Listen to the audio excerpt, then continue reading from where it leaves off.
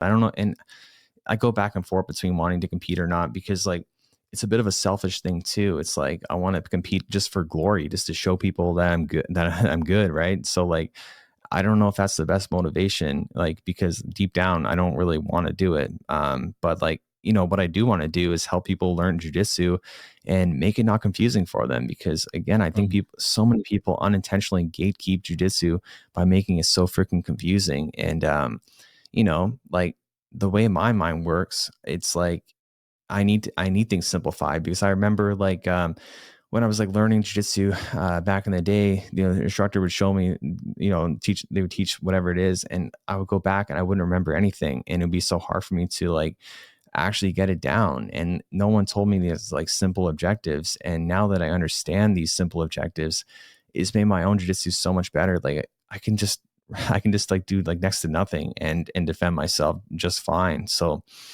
yeah, I think there's a lot of value in teaching and watching your own rolling footage. I think everyone should do that. And yeah, they'd improve quickly if they did that. And what are you in terms of reviewing? Because you mentioned earlier about how you kind of like muscle memory and you kind of switch off. I heard you mentioning about having bipolar. Was it bipolar? Yeah, so I think I've been misdiagnosed with bipolar, to be honest. Maybe I do have it, but like I'm certain I have ADHD, and it's yeah, I'm 100% certain, even though my doctor yeah, he thinks it's bipolar, but it's whatever. But that's really like my whole like personality in life. I can focus on things that I want to, but things that I Mhm. don't, I cannot focus on at all. So I think being ADHD has helped me a lot teach jujitsu and learn jujitsu, because I need it simplified. I can only think like with something specific for like 5 or 7 seconds. Then my mind goes to something else. So like that's Yeah. also why like my videos, yeah, at first were like really like way faster paced, because if I felt like even bored for a second while I was editing it, I'd be like, I got to do a cut right now, So like, Mhm. that, yeah, that's really influenced the channel in my whole life. Because I suffer, like I've got obsessive compulsive disorder, so I focus like shit, like. But I also suffer from intrusive thoughts. I had the whole depression, season affliction disorder, whatever it is, and I can remember being on medication and it didn't really work. And then there were days I was rolling and it would quieten it, like my head would just switch off, and I was like, how do you bottle this? This is amazing.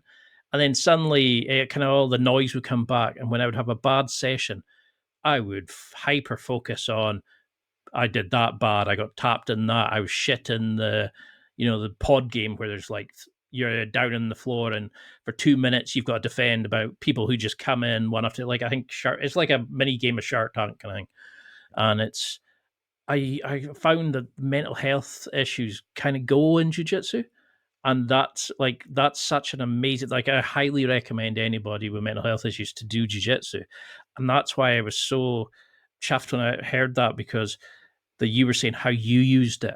And I need to get back. Like I got signed off with digestive issues recently. I feel like Gordon Ryan just now.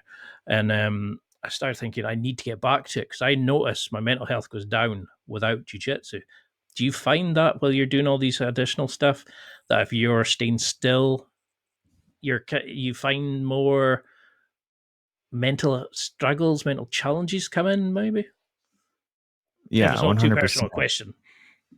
Oh no, I never mind talking about my mental health, because like, I like to let people know I'm no one special. I don't think anyone is. I don't put anyone on a pedestal, So I like to be honest just with everything. So